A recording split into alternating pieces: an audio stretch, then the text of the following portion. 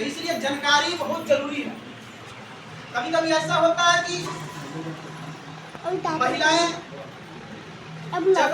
जहाँ उनका शादी विवाह हुआ रहता है और वहाँ प्रताड़ित लोग करते हैं, उसके लिए 181 नंबर जब डायल करते हैं तो तुरंत लखनऊ से फोन आता है और लखनऊ की टीम द्वारा वहाँ से फोन करके जो जिले में टीम है महिलाओं की, महिला पुलिस की, वहाँ पे फोन जाता है और वहाँ से एक टीम आती है, वो आपकी सुरक्षा के लिए और आपकी रक्षा के लिए तुरंत तैनात होकर आपको मदद करने का कार्य करती है।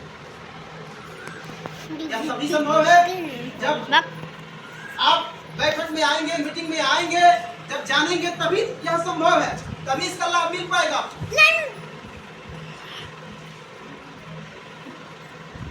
सरकार की योजनाएं बहुत सारी चल रही थी। अभी विश्वकर्मा योजना चल रहा था जिसमें 18 प्रकार का उसमें जो है 18 प्रकार के लोग, जो नाई था, जो दर्जी था, जो राजमिस्त्री का कार्य करता है, तमाम तरह के जो 18 प्रकार का था उसमें। या इस योजना का लाभ किसे मिलेगा? जो जानेगा उसी को मिलेगा ना।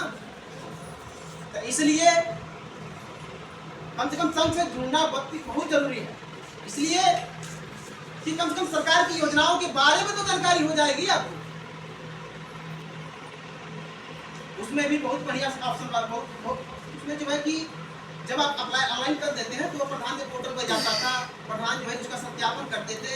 उसके बाद से जो है कि आपका 5 दिन का ट्रेनिंग होता था, बेसिक जो है कि एडवांस 15 दिन का ट्रेनिंग, वो भी 500 रुपये रोज मिलता था आपको खाते में। उसके बाद 15,000 रुपये खाते में आ रहा है आपको। अगर आप ऋण लेना चाहते हैं रोजगार करने के लिए, उसमें भी 1 से 5 लाख तक का उसमें ऋण मिल सकता है। तो जब आप जानेंगे तभी उसका लाभ ले पाएंगे। और उसमें कुछ ब्याज भी नहीं है। आपको अगर 1 लाख लेते हैं तो 18 महीना भरना है और 2 लाख लेते हैं तो 30 महीना भरना है। इसके पहले जो है कि श्रम विभाग में भी करीब 17-18 प्रकार की योजना थी। पता नहीं जो मजदूर है करवाए हैं कि नहीं, उसमें भी इसमें जो है 5.5 लाख का दुर्घटना बीमा सरकार कर दे रही है।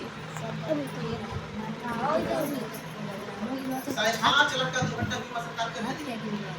अगर बच्चियों का शादी करते हैं आप तो 75,000 रुपये खाते में आता है। अगर वह कार्ड धारक है, आप कार्ड अगर बना हुआ है पिछले साल, अभी कोरोना में जिसके नाम से कार्ड बना हुआ था, चाहे 2 साल हो गया, 3 साल हो गया, अगर वह अप्लाई किया है, अगर उसका कार्ड रिन्यूअल हुआ है तो हम लोग जो है कि घर बैठे मोबाइल से भेजते थे और उसके खाते में 1,000 रुपया आया। कोरोना के समय की मैं बात कर रहा हूँ।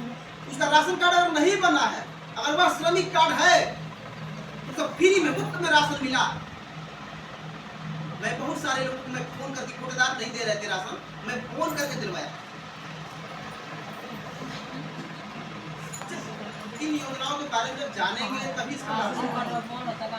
उसमें अभी तक कि अगर अभी वर्तमान में जिसका कार्ड बना हुआ है, अगर उनके बच्चे बच्चियां अगर पढ़ना चाहते हैं, अटल आवासीय विद्यालय खुला है गोरखपुर में, 6 से 12 तक निःशुल्क की व्यवस्था है।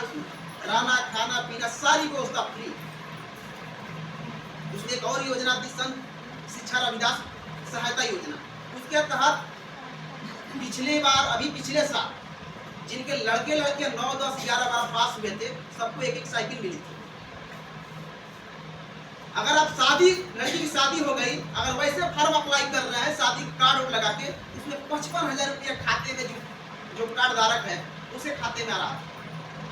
अभी मुख्यमंत्री सामूहिक विवाह हुआ जिसमें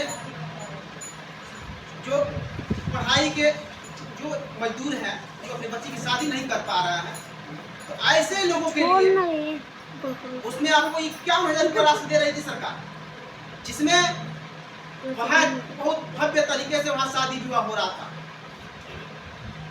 6,000 रुपया तो सरकार अपने वहाँ टेंट में जो भी आपकी खाने की सामग्री जो भी व्यवस्था थी उसके बाद से 10,000 का सामान आपको मिलता था। वहाँ 35,000 नगद खाते में आता था। आज भी योजना चल रही है, जब तक ये सरकार रहेगी तब तक चलना है। उसमें कुछ करना नहीं है, आप कहीं से ऑनलाइन करवाइए और उसका लाभ लीजिए। बहुत सारी योजना है, अगर बताया जाए तो अभी भाई सब बता दे, विधवा वृद्धा सब। आप लोग अगर यहाँ जितने लोग हैं सबका विधवा, अगर कोई कोई वृद्धा है या विधवा सबका पेंशन बन गया? कोई ऐसा नहीं जिसका नहीं बना है? सबका बन गया? नहीं बना है। कितने लोग का नहीं बना? तो हाथ उठाइएगा। कितने ऐसे हाथ उठाइए, कितने लोग का नहीं बना है? जितने लोग का नहीं हुआ है पैसा,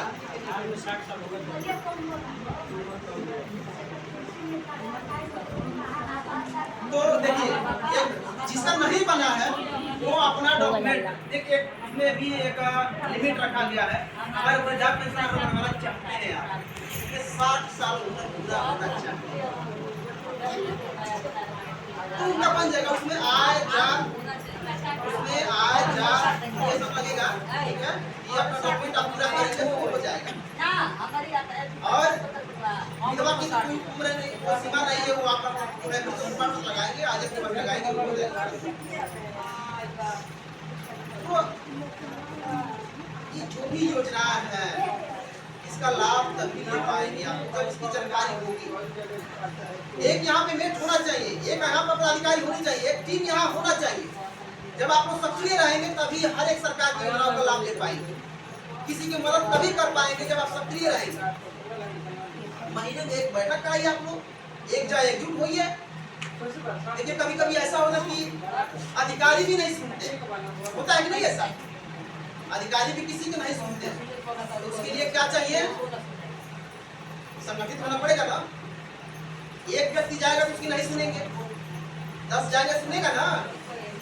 इसलिए महीने में एक बार आपको इकट्ठा, ठीक है ना, एक आपको बैठक करिए, जैसे आप लोग बैठे हैं वैसे कुछ करना नहीं है इसमें।